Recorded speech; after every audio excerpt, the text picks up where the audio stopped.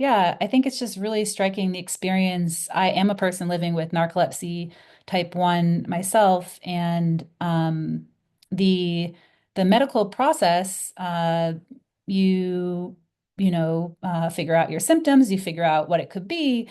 That can take years. And then you finally get to a sleep doctor, you undergo a sleep study, and then hopefully receive a definitive diagnosis of a condition. For me, that was type 1 narcolepsy.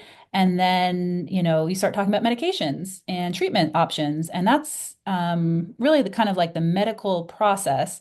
And then you leave a doctor's office, or for me, I left the doctor's office with a prescription and not knowing any other people that lived with narcolepsy. All I really knew was narcolepsy was from movies, which was often really the butt of a joke. And it wasn't very long before I realized narcolepsy wasn't a joke at all. It was a very serious neurological condition that was impacting not only my daytime, but my nighttime sleep and my ability to function as a law student, and invading my life in so many different ways with different symptoms, from excessive sleepiness to the muscle weakness of cataplexy and the hypnagogic hallucinations and sleep paralysis. These blurred boundaries between dreams and reality.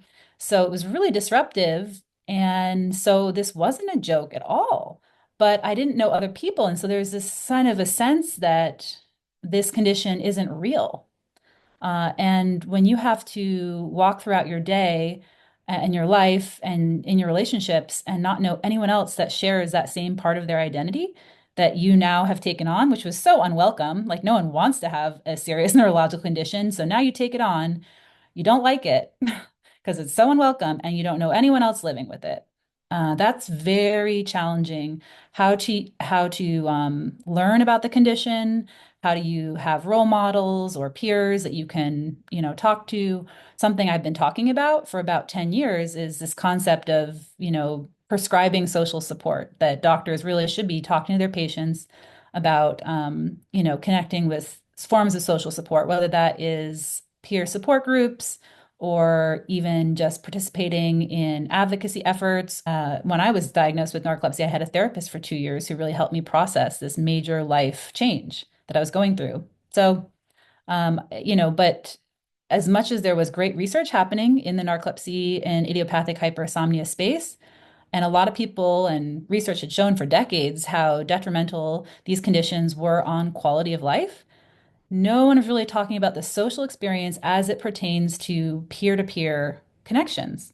And I was seeing it as I started to raise my voice with a blog originally, back when blogs were a thing, and then eventually founding Project Sleep and starting a nonprofit and awareness campaigns, and writing a memoir of narcolepsy. People were reaching out to me all the time with how impactful it was, that they felt like they knew me. Even if we were across the world, they still felt like they knew another person.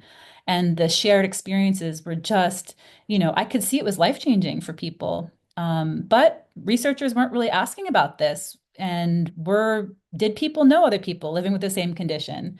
How did they find those other people? Was it helpful to know other people?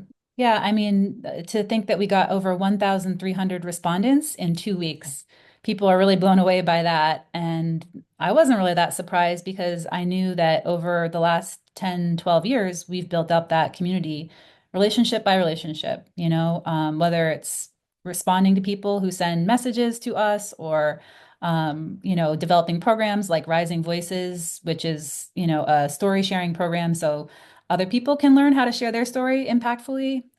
So we've, just been building that community.